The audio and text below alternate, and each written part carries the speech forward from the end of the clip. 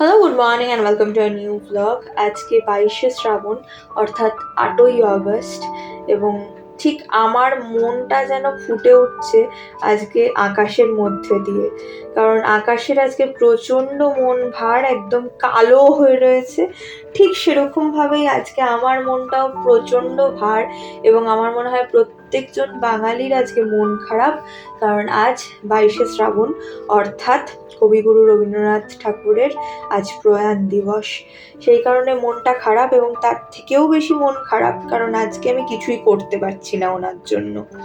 আর তোমাদেরকে এই ফিশ চপের ভিডিওটা তো ভিভিডলি দেখানোর কারণটা হচ্ছে সাইজটা বুঝিয়ে দেওয়ার জন্য। যতটা সম্ভব আমি চেষ্টা করছি সাইজটা বুঝিয়ে দেওয়ার, সেই জন্যেই এতটা ভিভিডলি ভিডিওটা করেছি। যাই হোক, লাঞ্চ সেরে নিচ্ছি, তারপরে যাব অর্ডারগুলো ডেলিভার করতে এবং তারপরে যাব একটা মিটিং সাপোর্ট করতে। এই যে বলছিলাম না, কোনোভাবেই আমি সময় করতে পারিনি আজকে যে একটুখানি নাচ করব বা একটু গান শুনবো, একটু যে বসবো সেটা সময়ই করতে পারিনি। সকালবেলা তো উঠেই মাছ নিয়ে পড়েছি, সুতরাং আর তো কিছু করতেই পারিনি। তারপর একটুখানি ছাদে গেছিলাম হাওয়া খেতে, গিয়ে দেখলাম বাবা আজকে আমারও মুখ ভার, মন ভার, ছাদেরও দেখলাম মানে আকাশেরও দেখলাম একেবারে কালো করে রয়েছে। তারপর বৃষ্টি হলো, তবে খুব কম, এমন না যে মারাত্মক কিছু বৃষ্টি হয়েছে। যাই হোক, তারপরে অর্ডার ডেলিভার করে এখন আমি আর মা যাচ্ছি মিটিংয়ে। আসলে আমি যাচ্ছি মিটিংটা সাপোর্ট করতে, একটা প্রেয়ার মিটিং, সেটাকে সাপোর্ট করতে, আর মা যাচ্ছে প্রেয়ার করতে অ্যাজ আ মেম্বার। তো বেশ ভালো লাগছে, কারণ অনেক দিন বাদে আসার সুযোগ হলো।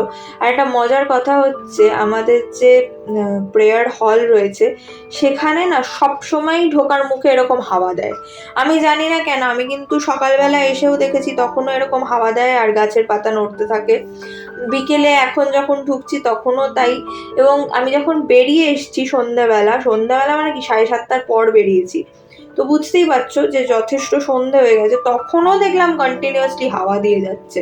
আমি জানি না ব্যাপারটা কি, বাট ওই জায়গাটা না একবার ঢুকে দাঁড়ালে মনে হয় বাবা আর বেরোবো না। মানে এত সুন্দর হাওয়া দেয়, এত আরাম লাগে যে প্রাণটা পুরো জুড়িয়ে যায়। যাই হোক, তারপরে হলদিরামের অপোজিট থেকে মানে রবীন্দ্র সদনের মেট্রো স্টেশনের গা থেকেই একদম খেয়ে নিয়েছি মোমো।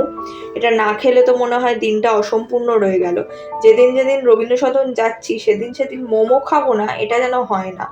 তারপরে প্রিন্স আনোয়ার সাথে একটুখানি জ্যাম রয়েছে, তাই আটকে বসে রয়েছি বাসে এবং ভাবলাম যে এত সুন্দর দেখতে লাগছে মসজিদটা যে একটা ছবি বা ভিডিও না তুললেই নয়।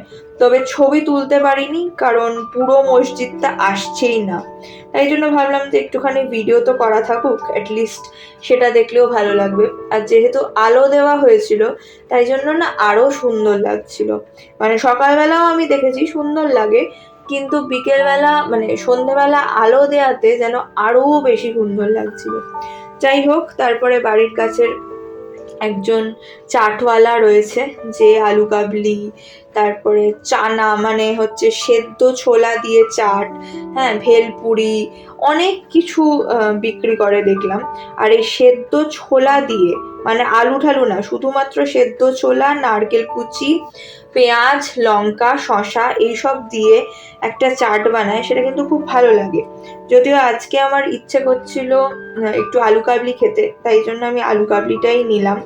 তবে আমি দেখলাম যে ওটা খুব একটা হেলদি ভার্সন, কিন্তু ওই যে শুধু চানা দিয়ে সেটা কিন্তু বেশ ভালো লাগবে। যাই হোক, ডিনারে রয়েছে ডিম, এদিকে রয়েছে পটল মানে দই পটল, আর রয়েছে ডাল। ভাতটা খাওয়া প্রায় ছেড়ে দিয়েছি, ভাত রুটি ডিনারে। তো যাই হোক, চলো টাটা, দেখা হবে আর একটা নতুন ব্লগে। টিল দেন সবাই খুব ভালো থেকো, সুস্থ থেকো, সাবধানে থেকো। আজকের দিনটা কে কি করে কাটালে আমাকে ডেফিনেটলি জানিও।